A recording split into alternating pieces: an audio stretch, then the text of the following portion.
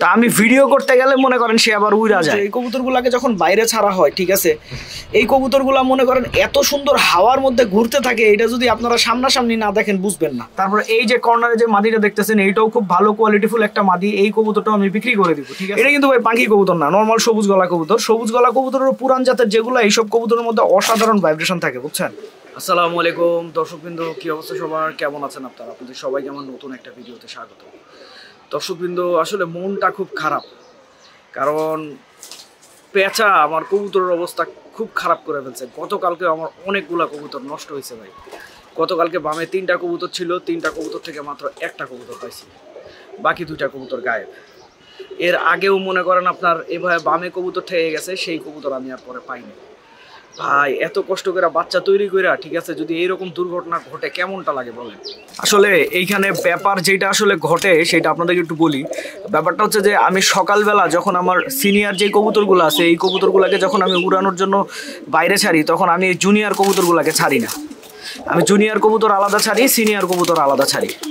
তো ঘটনাটা হয় যে জুনিয়র কবুতরগুলো একটা ব্যাপার আছে না, প্রথম মনে করেন আকাশ দেখে এদের মাথা খারাপ হয়ে যায়, দিয়া মনে করেন সারাদিন এইদিকে ওইদিকে উড়াউড়ি করবে, খুব ব্যস্ত তারা। দিয়া তারা সন্ধ্যা হইলে আর নিচে নামবে না। আর এর নিচে না নামার পিছনে কারণ আছে, কারণ হচ্ছে এদেরকে তো ছাড়াও হয় লেটে। তো লেটে ছাড়ার কারণে এদের মনে করেন মনের হাউস মিটে না।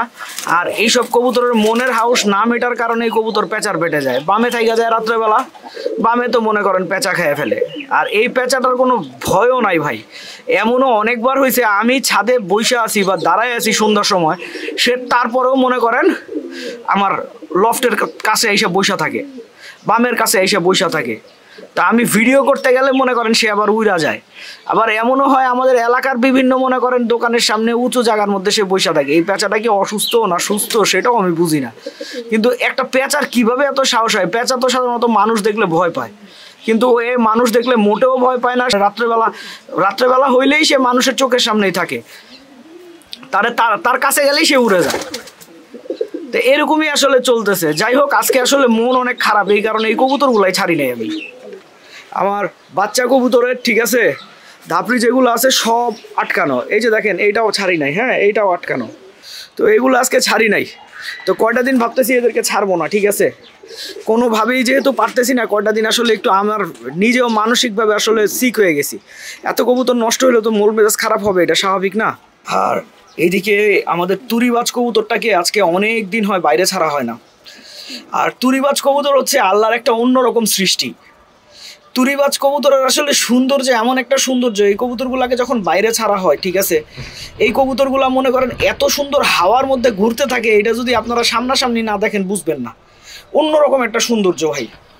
তো এই কবুতরগুলো একটা সময় আসলে আমার বাসায় আমি টুকটা বাচ্চা করতাম, কিন্তু ইদানিং বাচ্চা করা বন্ধ করে দিছি, কারণ এই বাচ্চাগুলো আলটিমেটলি বাসায় থাকে না। বাসায় থাকে না বলতে দেখা যায় বাচ্চা করলে কেউ না কেউ নিয়ে চলে যায়, তো এই কারণে আর বাড়ানো হইতেছে না। তারপরেও আসলে লাস্ট আমি জোড়া দিছিলাম, কিন্তু জোড়া দেওয়ার পরে আসলে দেখলাম যে ডিম পারতেছিল না, বা ডিম পারতে লেট করতেছিল। তো এই কারণেই মূলত আমি আর পরে জোড়া দেওয়া হয় নাই, এভাবেই থেকে গেছে। তো দেখি শীত গেলে পরে আবার মনে করেন ট্রাই করব যদি গ্যাপ পাই। আসলে কি বর্তমানে রেসের কবুতর ছাড়া অন্যান্য কবুতর জোড়া দেওয়ার মতো সময় বা সুযোগ পাওয়া ভাই খুব কঠিন, খুবই কঠিন হয়ে যায়। এই যে চিন্তা করেন, এই যে খাকি মাদিটা অসাধারণ একটা কবুতর, অল সাইড পাল্লা খাওয়া একটা কবুতর, ঠিক আছে, এটার প্রথমবার বাচ্চা করলাম, বাচ্চা পক্সের সমস্যা হইলো, 6 মাস ধরে সিরিয়াল পাইতেছে না। সিরিয়াল পাবে কিভাবে ভাই? কবুতর যা কালেক্ট করি, ঠিক আছে, এগুলোও মনে করেন আপনার যে সিরিয়াল দিব সেই সিরিয়ালটা করতে পারি না। তারপরে আবার মনে করেন শীত গেলেই তো মনে করেন যেই কবুতরগুলো আমার নিজের বাসার পাল্লা দেওয়া, সেই কবুতরগুলো জোড়া দিব। আর সত্য কথা বলতে আসলে পাল্লা দেওয়া কবুতর জোড়া দেওয়ার মধ্যে অন্যরকম একটা মজা আছে। তো আমি যদিও পাল্লা দেওয়া কবুতরে খুব বেশি বাচ্চা করি না, একদম অল্প বাচ্চা করি, কিন্তু তারপরেও যে কয়টা বাচ্চা করি ও কয়টা বাচ্চার রেজাল্ট দেখা যায় অন্য কবুতর থেকে একটু ভালো পাওয়া যায়, বুঝছেন। আর এর মধ্যে দর্শকবৃন্দ আপনার সময়ও হয় না, সুযোগও পাই না। আমি কিন্তু বেশ কিছু কবুতর ছেড়ে দিব। এই যে যেমন এই মাদিটা দেখতেছেন, এই মাদিটা কিন্তু খুব সুন্দর একটা মাদি, ঠিক আছে, খুব ভালো কোয়ালিটির একটা মাদি। এই কবুতরটাও কিন্তু আমি ছেড়ে দিব। তারপর এই যে কর্নারে যে মাদিটা দেখতেছেন, এইটাও খুব ভালো কোয়ালিটিফুল একটা মাদি। এই কবুতরটাও আমি বিক্রি করে দিব। কিন্তু আমি একটা কথা বলি, যারা সস্তায় কবুতর খুঁজতেছেন তারা অ্যাভয়েড করবেন, কারণ এই কবুতরগুলো সবই, আমার কাছে যে কবুতরগুলো আছে এগুলো সবই প্রুভেন কবুতর। তো প্রুভেন কবুতরের ভাই দাম একটু বেশি হবে, এটাই স্বাভাবিক, হ্যাঁ। আর এইদিকে দেখেন আরেকটা কি ভাইব্রেশন করতেছে, দেখছেন? এটা কিন্তু ভাই পাখি কবুতর না, নর্মাল সবুজ গলা কবুতর। সবুজ গলা কবুতরের পুরান জাতের যেগুলো, এইসব কবুতরের মধ্যে অসাধারণ ভাইব্রেশন থাকে, বুঝছেন। আর এইদিকে এই যে সিলভার নর কবুতরটা দেখতেছেন, এই কবুতরটাও আমি বিক্রি করে দিব, ঠিক আছে। এই কবুতরটা বিক্রি করব। তারপরে এই যে উপরে আরেকটা দেখতেছেন পুরানা জাতের বাঘা কবুতর বলা যায়, বা আরেকটু তারা অনেকে আবার এটা সিলভারও বলে। ভাই আমার কাছে এটা বাঘা কবুতর, পুরানা জাতের বাঘা কবুতর। এই কবুতরটাও ভাই ছেড়ে দিব। নিচে একটা কালো গলা কবুতর দেখতেছেন, এইটাও বিক্রি করে দিব, ঠিক আছে। তারপরে এই যে এই নটটাও বিক্রি করে দিব। মোটামুটি বেশ কিছু কবুতর বিক্রি করে দিব। তো আপনারা যদি কেউ নিতে চান, এইখানে যে হোয়াটসঅ্যাপ নাম্বারটা দিছি সেই হোয়াটসঅ্যাপ নাম্বারে যোগাযোগ করবেন। তবে ভাই তার মানে অনেক সময় হয় কি, যোগাযোগ করতে বলি, ঠিক আছে, সবার আমি অ্যান্সার দিতে পারি না ভাই, কঠিন হয়ে যায় ভাই, বুঝছেন, কঠিন হয়ে যায়। যদি আসলে সবার অ্যান্সার দিতে পারতাম তাহলে ভাই আমার কবুতর থাকতো না, বুঝছেন। এই কবুতরটার পায়ের কালারটা দেখছেন ভাই, অসাধারণ কালার ভাই। তারপরে এই যে এই কবুতরটার পায়ের কালার দেখেন, একদম সেই লেভেলের কালার, এক কথায় মনে করেন A+ কবুতর। এখন যাই হোক, আপনাদের যদি ভালো লাগে তাহলে নিতে পারবেন, এবং নিতে হলে আমাকে জানায়েন, ঠিক আছে। কিন্তু আমি আগেই বলতেছি, যারা কবুতর রেস করতে চাচ্ছেন, কবুতর থেকে রেজাল্ট চাচ্ছেন, তারা এই ধরনের কবুতরগুলো নিয়ে নিন। আদারওয়াইজ যারা আসলে আপনার হাই ফ্লাইং করতে চান, শুধু কবুতর উড়াবেন, তারা ভাই এই পোস্টটা অ্যাভয়েড করবেন, ঠিক আছে। তাদের আমার কবুতর আসলে নেওয়ার দরকার নাই। আর এই দিকে এই যে দেখেন, এখানে ধূপ দেওয়া হয়েছে, দেখছেন, ধূপ দেওয়া হয়েছে। এই ধূপ জিনিসটা ভাই মশার জন্য খুবই কার্যকর একটা জিনিস।